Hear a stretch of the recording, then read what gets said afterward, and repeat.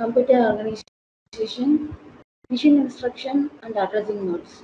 I think you'll be having the basics of digital electronics and the microprocessor. Right? So those things will be helping here. Machine instructions and addressing modes. So what is machine instruction? What is machine instruction?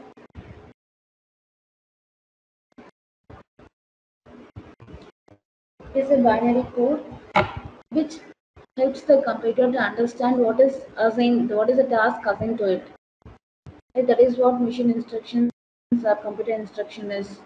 So it is a code which is used to do a specific task which can be understandable by the computer. This is called machine instructions or computer instructions. So what is the instruction code? What it consists of? It consists of groups of bits which can instruct the central processing unit to perform a specific operation. So what are the tasks which we want? That has to be informed to the processor by using this instruction codes, which are a group of bits.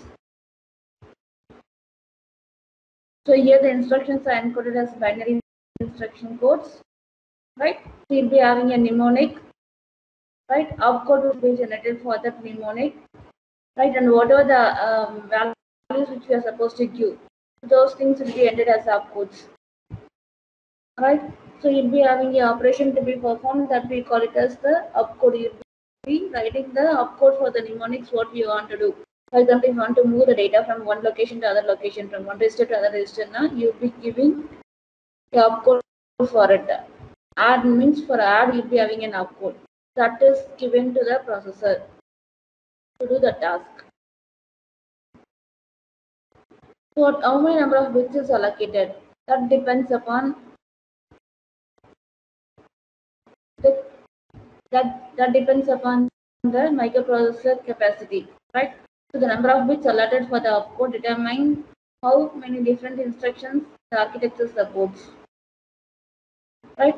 So for each and every processor, you'll be having different number of instruction sets that will be using to instruct the processor to do the task. This is what we say it as computer instructions and instruction codes. So next is how the instructions are represented by using a unique bit pattern. That's what I said now, which can be understandable by the processor. So what is the instruction cycle consists of? Instruction cycle, the task to be performed for executing an instruction. Right, first one is fetching the instruction to the memory. Then it has to be decoded. Right, so after decoding, to read the effective address from memory in case if the instructions has given the indirect memory address. Direct address means the operands will be part of the instruction. If it is indirect addressing mode means the operands will be in the indirect memory address. So from there we have to get it. So that is the next task to be done. Then execution of the instruction, and then after executing the instruction, writing the results back to the memory. So these are the tasks to be done if an instruction is given to the processor. Fetching, decoding of the instruction, getting the operands from the memory location if it is in direct addressing mode, and then execution of the instruction, and writing the results back to the memory. So this is the task to be done during the instruction cycle. So the instruction format is, we'll be having a opcode which tells us what has to be done. Right? So for example, add, sub, move, div, multiply. So for this, we'll be having a opcode. Right? Then the address field designating a memory address.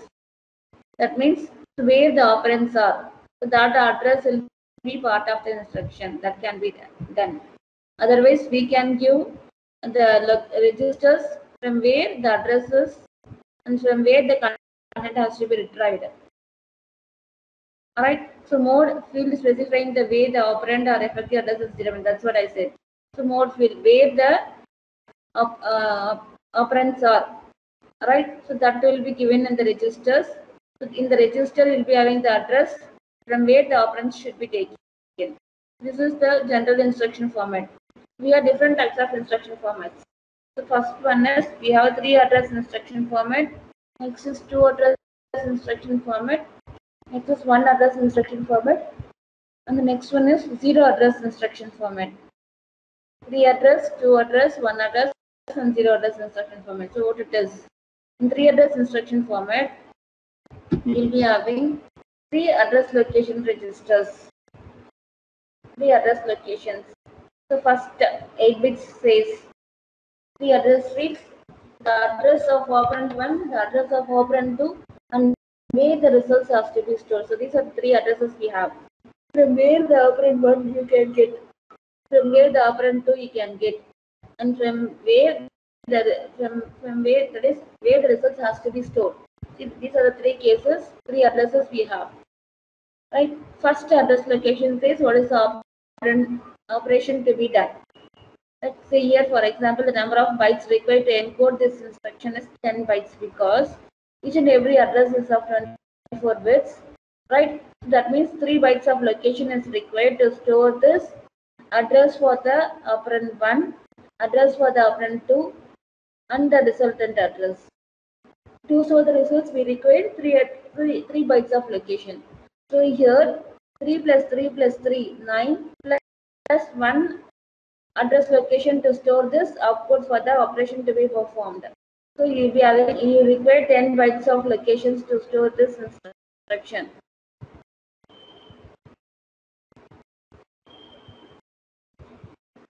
The 4 words for instruction fetch, 2 words for operand fetch, and 1 word for the result to be played back in memory.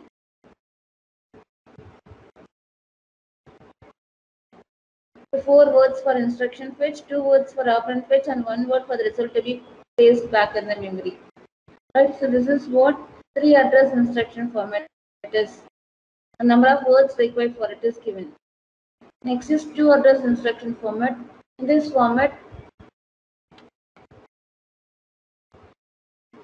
we have 2 addresses and an operation field will be there, right? It says what is the operation to be done. 2 address locations. So one default, one of the operand will be there in the accumulator. The other one will be in the address specified in the instruction, right?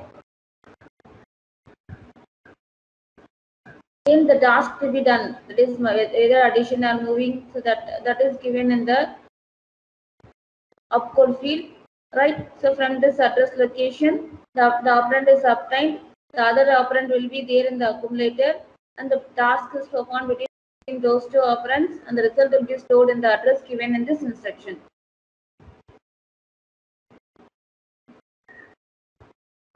This is what 2 address instruction format is. Next is 1 address instruction format. That means default operand will be there in one of the operand will be there in the accumulator, the other one is given in the instruction, the operation is performed, and the resultant will be stored in the accumulator itself. Right? So this is what 1 address instruction format is. Alright. The number of bits required to encode 1 address instruction format is 4 bytes. So 3 locations, 3 locations are required to store the address of the operand 1, and then 1 location to store the opcode for the task to be done. So we require 4 bytes of locations to store this 1 address instruction format. So the number of memory access required is 3 words. There is 2 words for the instruction fetch and 1 word for the code for the operation fetch. So this is what 1 address instruction format is. Next is 0 address instruction format. So we also say this as implied addressing mode. That means stack is included in the CPU for performing the arithmetic and logical operations with no addresses. Right? The operands are pushed onto the stack from the memory, and the operation what we asked to be done, they are implicitly performed on top of the elements of the stack. That means The operands are taken from the stack location. So this is what zero address instruction format is. We also say it as implied addressing mode. That is, no operands will be there. Right? Default, if this instruction is given, it will take the content from the top of the stack. Right? And then from the second top of the stack. First, from the first two locations, it take the content and then it will perform the task which is given in this instruction. So this is what zero address instruction format is. And then broadly we can classify the instructions into data transfer instructions, data manipulation instructions, program control instructions. So these things you have studied in computer organization as well as microprocessor and microcontroller. Alright, data transfer instructions. That is, these instructions are merely used to move the content from one location to the other location. So either between the memory and the processor, or between the processor registers, right, or between a register and the input or output device. So whatever it is, these instructions are used to move the content from one location to other location, or the registers. So only for moving purpose, right? We will be using the data transfer instructions. So I have given you a few samples here. The name of the instruction as well as the mnemonic which is used, that is given here. For load, you will be using LD as the mnemonic. Then if LD is given, opcode will be generated for this LD. Right? Then for store, it is ST. For move, it is MOV. For exchange, it is XCH. For input, it is in. For output, it is out. For push, you will be using the same as push. For pop, it is pop. This is what the mnemonic which is used for the data transfer instructions. So push and pop instructions are used. Then we deal with branch instructions. Right? So when we want to move the content from register to the stack, we will be using the push instruction. Otherwise, from the stack to the registers, we will be using pop instruction. So push and pop is used while dealing with the stack operations. Input and the output, to get the input and to pass the output to the other registers. Exchange the content between the registers specified in the instruction. Move instruction, that is merely to move the content from memory to register, register to memory, or between registers, or the input device and the registers, whatever it is. Then to load the data, to get the operands, we need load instruction. To store the results, we need store instruction. These are the basic data transfer instructions. Next we have data manipulation instructions.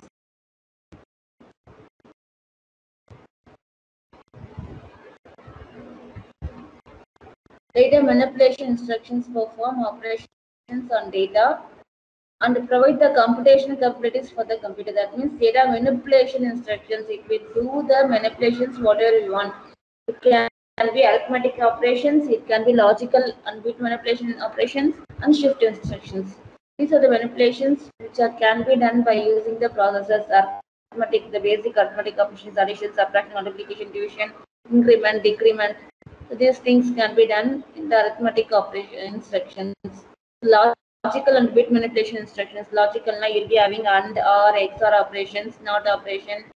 And then in bit manipulation instructions, setting a carry flag,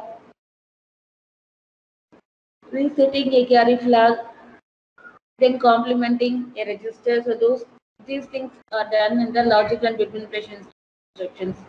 In shift instructions, you can either shift the content left through carry, then right, move the content right, one bit or number of bits can be specified in the instruction.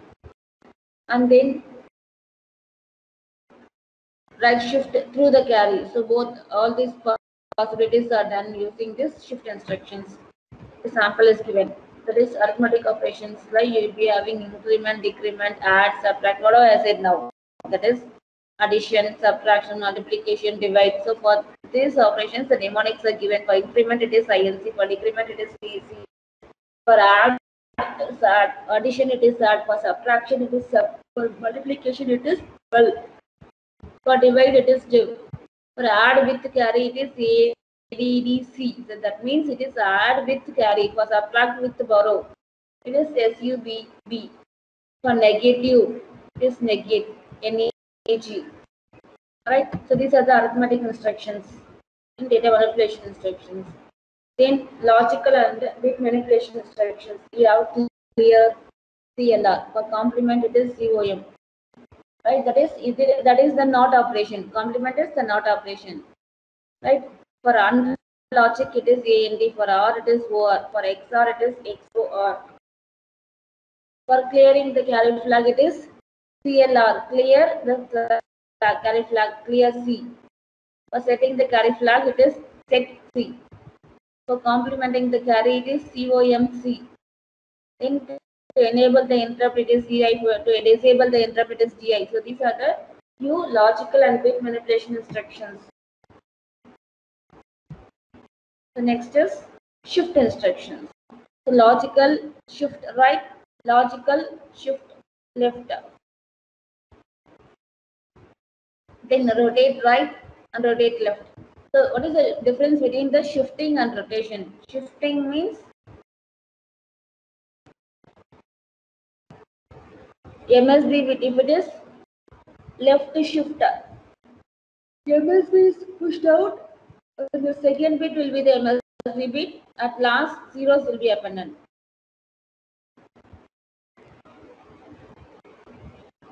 Shift right means shift the LSB is moved out.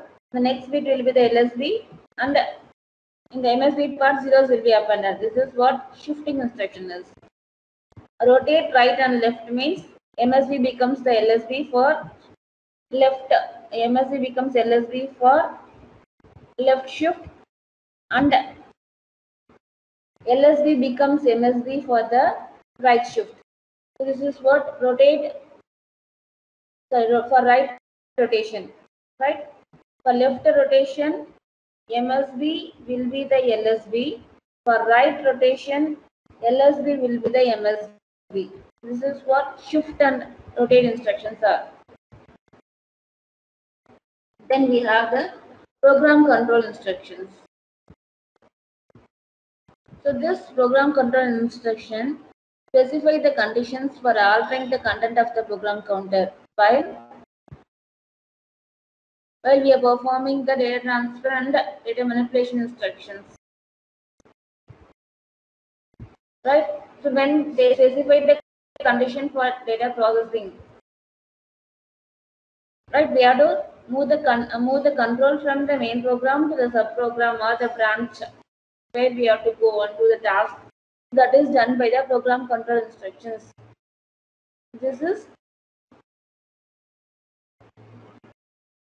There will be a change in the value of the program counter as a result of the execution of the program control instructions. So right, when we execute this program control instructions, the program counter content will be changed. That means we will be moving from the main program to the subprogram to do the task, and we'll be coming back to the main program. So for these instructions are called program control instructions, which alters the program counter content. Right? So due to this alteration, there will be a break in the sequence of execution of the instructions of the main program. Right? In the main for a while, the subprogram will be executed, and then the control transferred back to the main program. The instructions used for this program control are the branch instruction, jump instruction, skip, call instruction, return instruction, compare, test. Jump means merely jump to the location specified.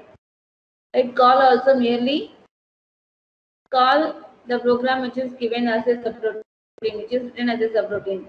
But the branch instruction says the condition, if that condition is satisfied, move to this location. If not, come to the next step in that way. So the branch instruction will be on conditional basis. Jump and call instruction are unconditional branch program control instructions or branch instructions. Right? So at last, at the end of the call and jump instructions, the last time of the subprogram will be the return. So after getting the return instruction, The control is transferred back to the main program. So this is what the program control instruction is. So here are few examples, a few questions which are asked in the previous question papers, state question papers. Right, we'll be seeing one by one. So consider the following program segment. Here, register R1, R2, R3 are the general purpose registers. This is what given as the question. So you can see the question. Alright, consider the following segment where the registers R1 and R2 are the R2 and R3 are the general purpose registers. So the instructions and the operation to be performed and the instruction size in the words is given. So go through the program for a while. I'll be asking you the answers. Alright, so here the instruction given is move R1, 3000.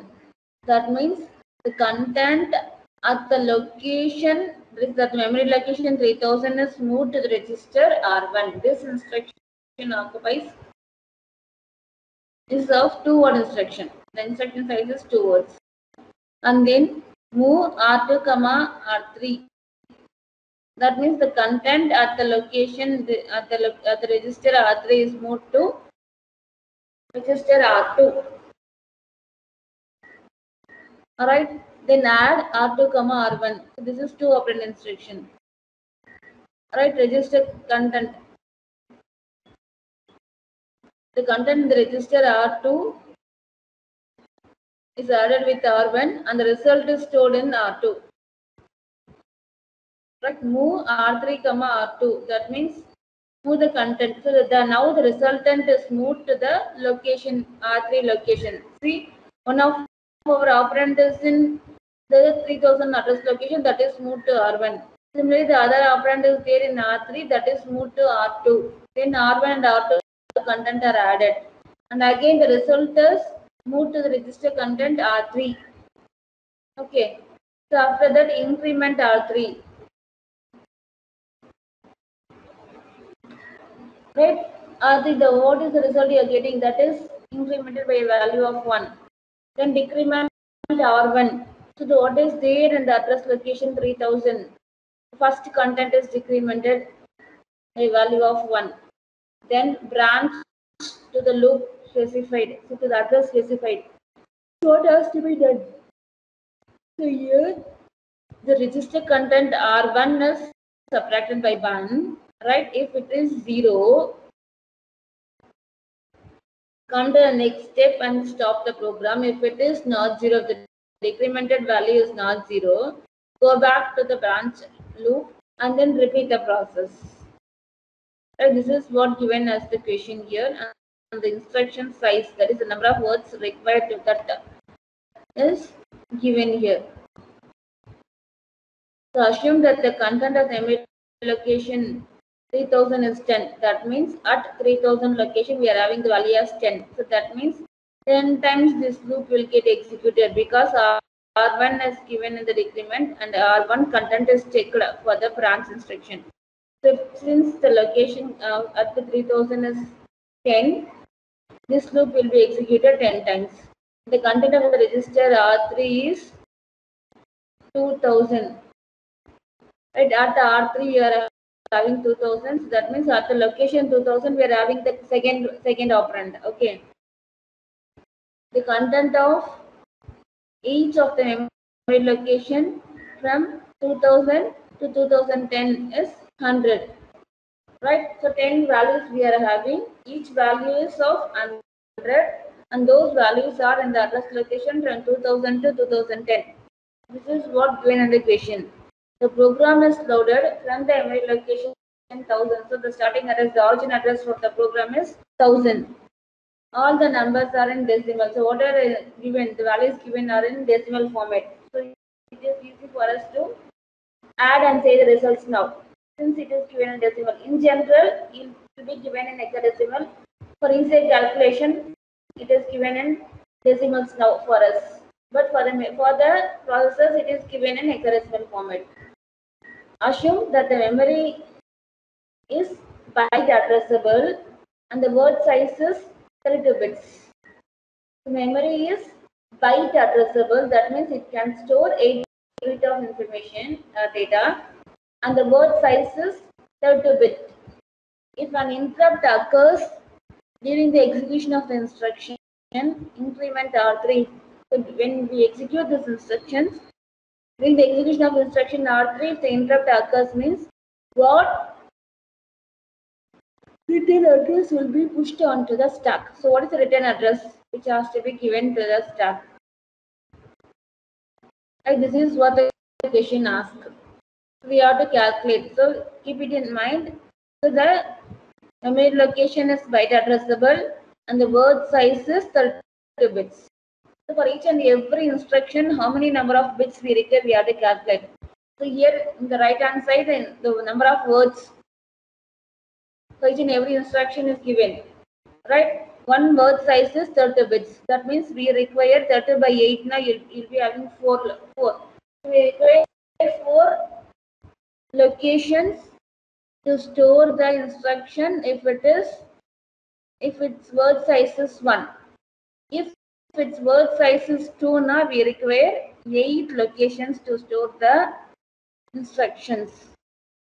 We require 8 locations to store the instructions. If it is 2, if the instruction word size is 2, we require 8 locations. If the word size is 1, we require 4 locations. So with that, we can calculate now. For the first instruction, move R1, 3000, we require 8 locations. Alright, so starting from 1000 to 1007. Starting from 1000 to 1007, it is given clearly in the next slide. So here, as if I said, for each and every instruction, we require number of words is given, either it is 2 or 1, that is given in the question itself, right? And clearly it is given for each and every word, we require 30-bit location. So 4 bytes of locations are required. There is 4 address locations are required. If it is 1 word, if it is 2 word, we require 8 locations. I mean locations to store the opcode of those instructions. So for the first instruction, it is 2 words. So the memory location required is from 1000 to 1007. For second instruction, since it is 1 word of instruction, only 30 bits will be there. So we require 4 locations from 1008 to 1011.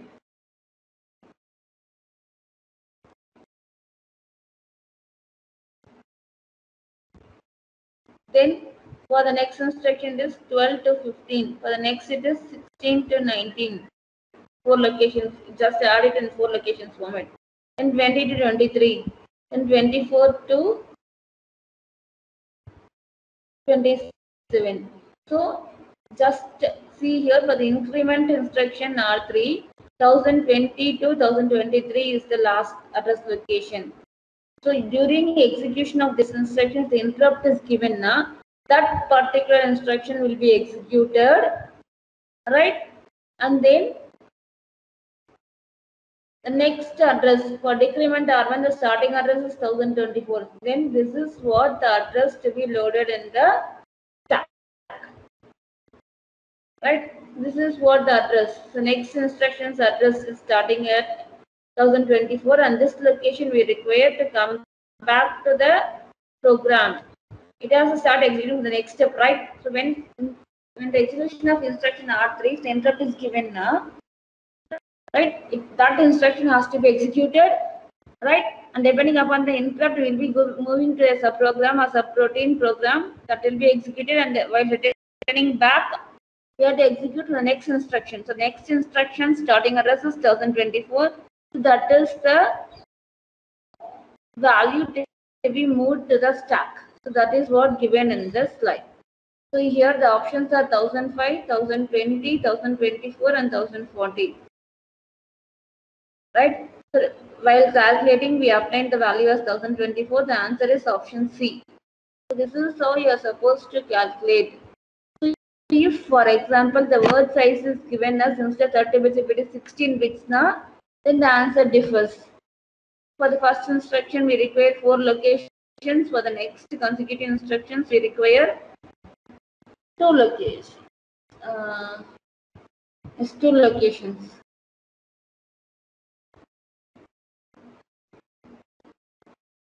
For the first instruction, we require 4 locations. For the next consecutive instructions, we require 2 locations.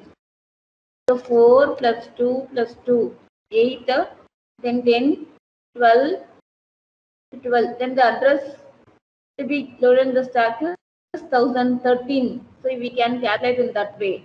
If the word size is 16 here, for the first instruction, we require 4 locations. The next 2, next 2, next 2, next 2. So 4, 5, 6, 8, 10, 12. Then for the decrement R1, the value will be 13. So 1013 is the address which has to be given. We can calculate in this way. So this is what the answer for this question. So in this way we have to think and we have to answer the questions. So this is the first sample program. The next is the same set of instructions. What is the question asked is, assume the memory is word addressable. Number of memory references for accessing the data in executing the program completely is. The question asked is, in the previous also it is given the memory is word. In the previous question the memory is given as byte addressable. So here memory is byte addressable and the word size is given as 30 bits. Right, in the next question, what is given as memory is word addressable, right? And we are supposed to say number of memory references for accessing the data while executing the program. So what is the number of memory references if it is word addressable? Right, we are supposed to find. So how many move instructions are there? That says number of word addressing instructions. So here, what is the loop count given in the question? At the 3000 location, the value given is 10. So this is what which is known to us, right? So loop is executed 10 times, and there are 2 memory references inside the loop. So we know now here inside the loop we have 2 memory references, move R2, R3 as well as move R3, R2. So these instructions will be executed twice in your loop count. Since we have 10 as the loop count, 10 into 2, you'll be getting 20 memory reference instructions. Plus, outside the loop, we have one more instruction. So, on the whole, we require 21 memory references. That's what given. Loop is executed 10 times, and there are 2 memory references in the loop. Each move is loading one word. So, one memory reference for each move inside the loop. Since it is word addressable, right, each move instruction is loading a word. So one memory reference for each and every move instruction execution. From number of memory reference inside the loop is 2 into 10. So you'll be having 20 memory reference instructions. And then outside the loop we have one instruction. So 20 plus 1 you'll be getting 21. So number of memory access required is 21. So that is what given as the option here. The answer is option D, which is 21. So in this way we have to calculate. Alright. So next is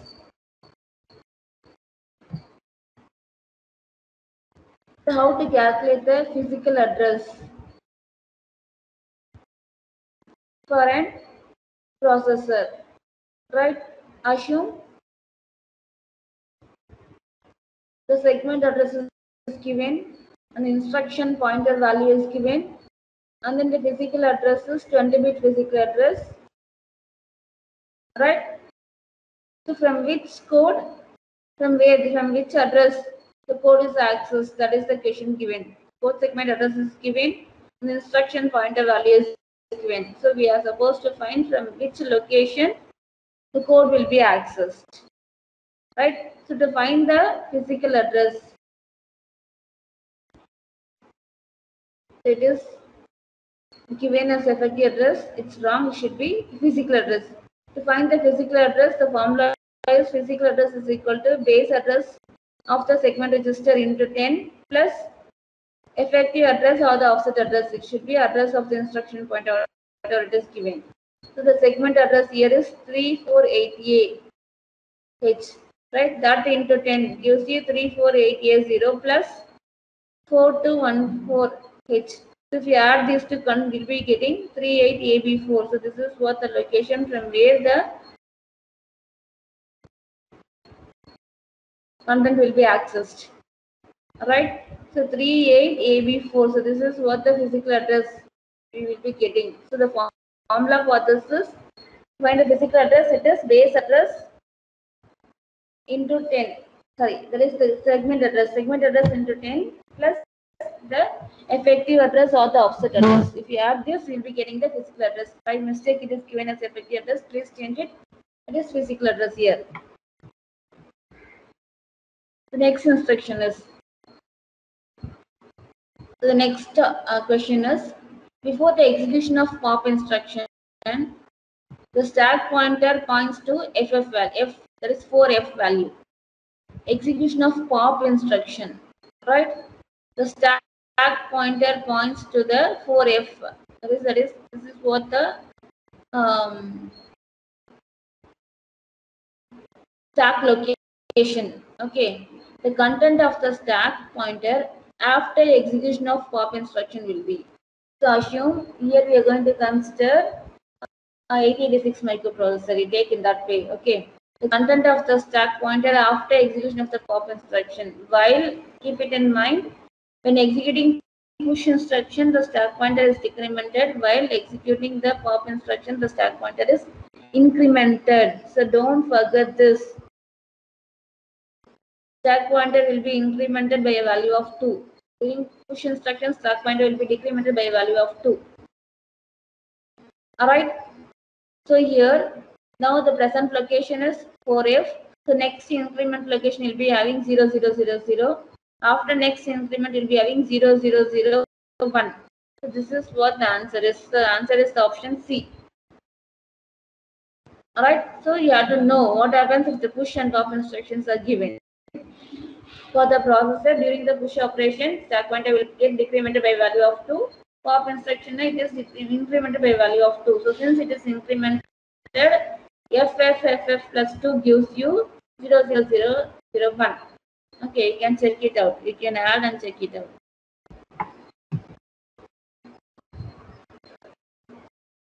So for computer, the next question is, for computer, based on 3 address instruction formats, each address field can be used to specify which of the following. This is what the question asked. First one is the memory operand. Second one is a processor register. Third one is an implied accumulator register. So in 3 address instruction format, each address field specifies which of the following. So this is what the question asked is. It can be either memory address, memory operand, or processor register operand. So what is the option is? The option is in 3 address format, it can be memory operand or processor register. It cannot be implied accumulator register in 3 address format. So the option is answer A. It can be either S1 or S2. You cannot get implied accumulator register here in the 3 address format. So the option C, that is S3, will not be there. Since other than A, B, C, and D, all options are S3, so the answer is either S1 or S2, right?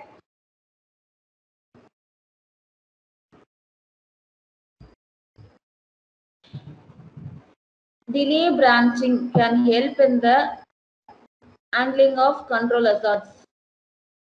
Right? This is what the statement given. For all delayed conditional branch instructions, irrespective of whether the condition evaluates to true or false. So we are supposed to find whether this is possible for all the options given. For all delayed conditional branch instructions, irrespective irrespective of whether the condition evaluates to true or false. Delay branching can help in handling of the control hazards. So you have to check it out. As the options given are the instruction following the conditional branch instruction in memory is executed. The first instruction in the fall through path is executed. The first instruction in the taken path is executed. The branch takes longer to execute than any other instruction.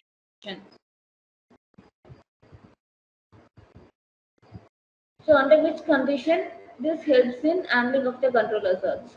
So since the option is since the branch instructions takes longer to execute than any other instruction, this helps in handling the control of hazards. Alright, so this is what the answer is. So delayed branching can help in handling of control hazards as the branching takes longer time to execute than any other instruction. So this is what the correct option is.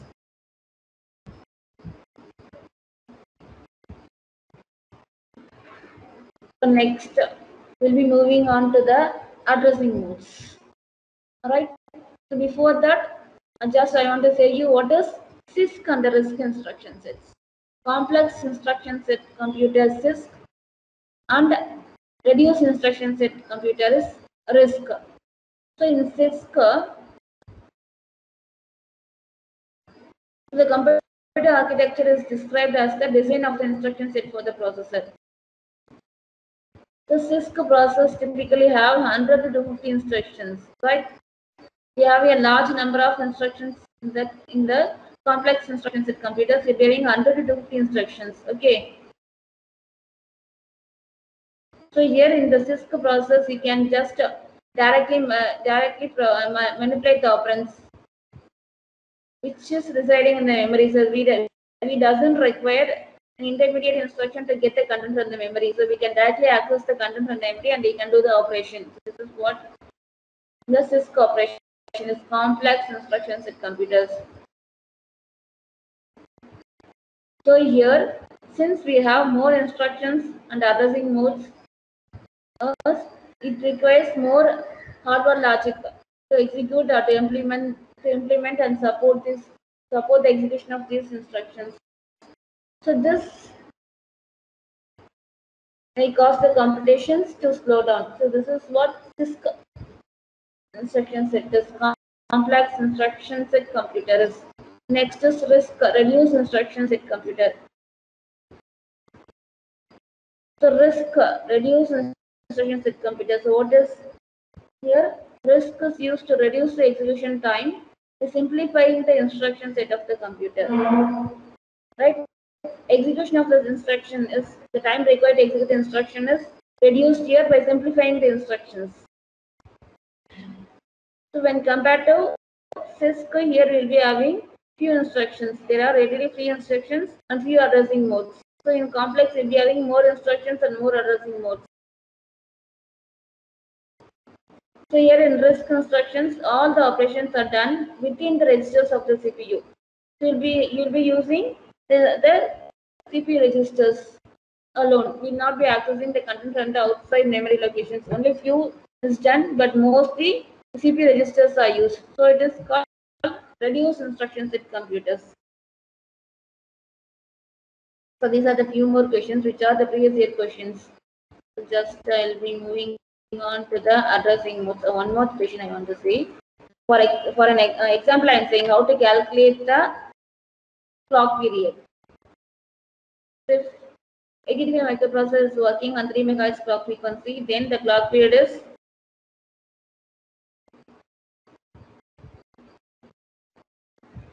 1/3 of the microsecond. This is what the clock period for the 85 microprocessor is. Since it is 3 MHz the clock frequency, then the clock period T is 1 by F, right? So 1 by 3 megahertz gives you the value as 0.333 microseconds, right? So for example, if it is no operation, for no operation, we require 4 T states to execute this instruction. So for one T state, The value calculated is 0.3333 microseconds. So 4 into 0.33 gives you the value as 1.33 microseconds. So this is what the time required to execute the instruction NOP. There is no operation instruction. So this way you can calculate the clock period. Right? F is given. For this microprocessor, the clock frequency is given. With the clock frequency, you can obtain the time required. That is 1 by your clock frequency gives you the time period. That is the clock period is obtained. With that clock period, the number of T states required to execute each and every instruction. With that, you can calculate the time required to execute that particular instruction. This is one more example here.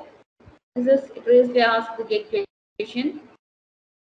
The clock frequency is 5 MHz for this 85 microprocessor.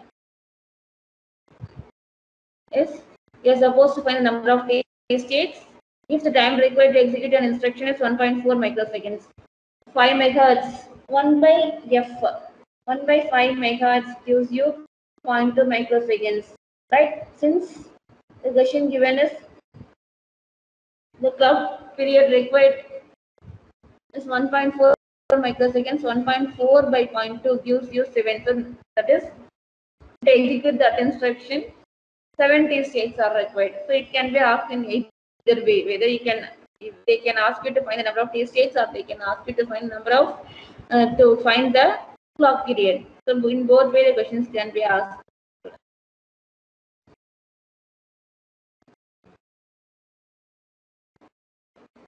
Like a simple question: which method bypasses the CPU for certain types of data transfer?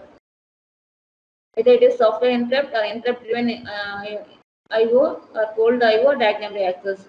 We know by default direct memory access bypasses the CPU operation. So next, we'll be moving on to the addressing modes. Right? What is addressing modes?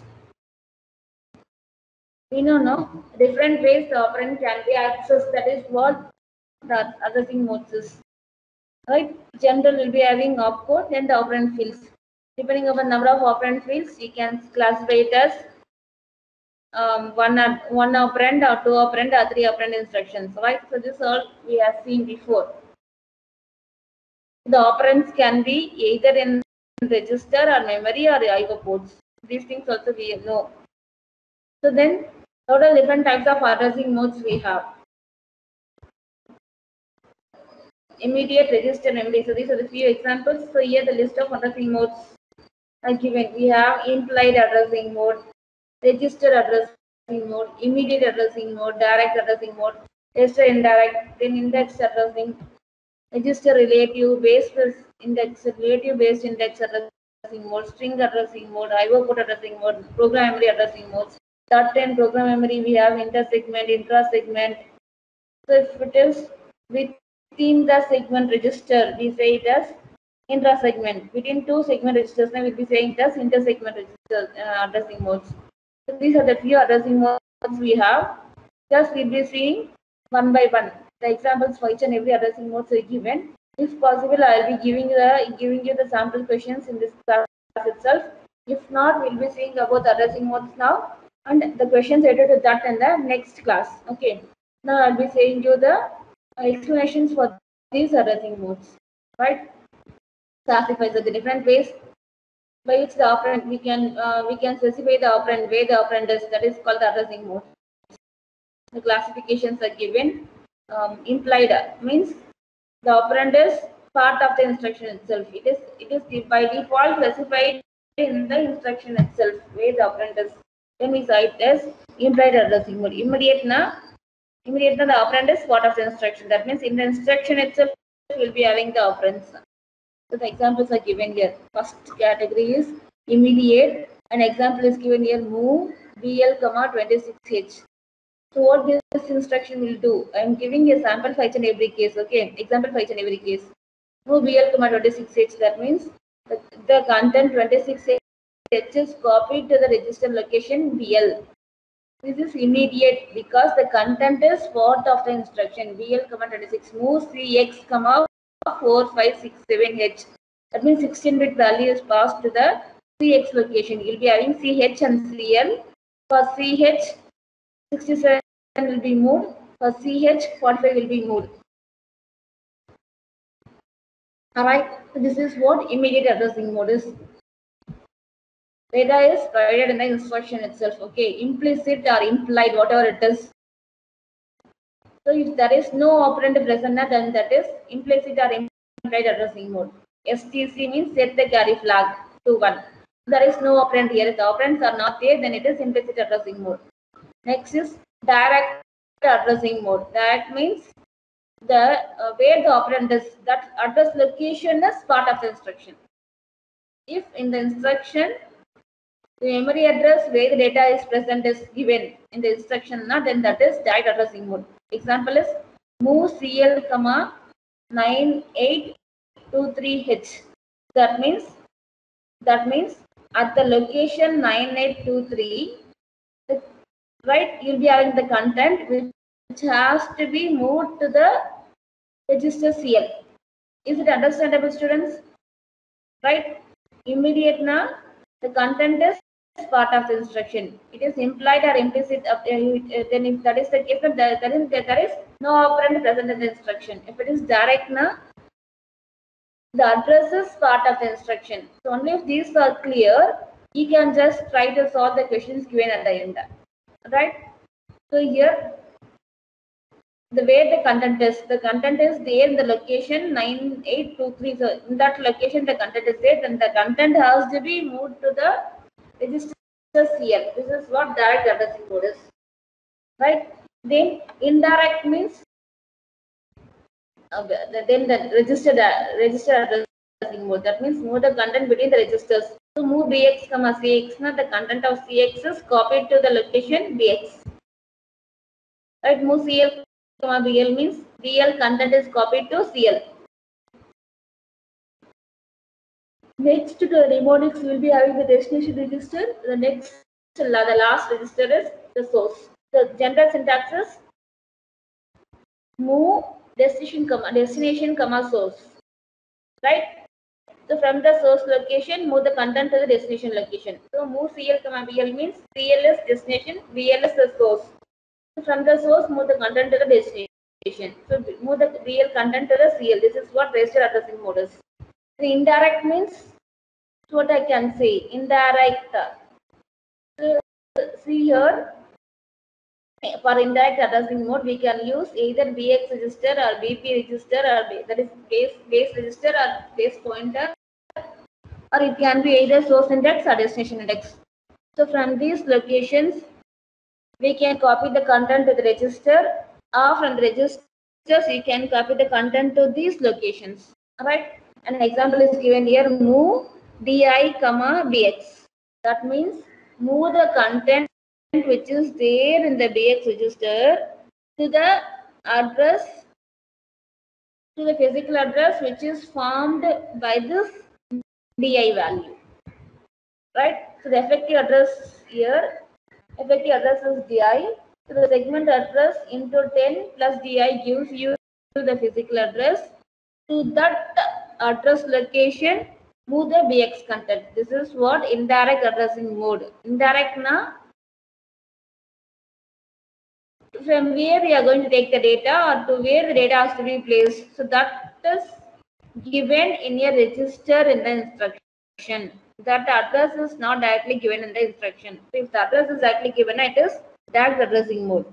If the address is given in a register, then it is indirect addressing mode. Alright. So I think with this we can stop. Right, with this we can stop. The rest will continue from the next class. So we have the next addressing modes and then the sample questions for that. So from there we'll be continuing in the next class. With this we'll stop.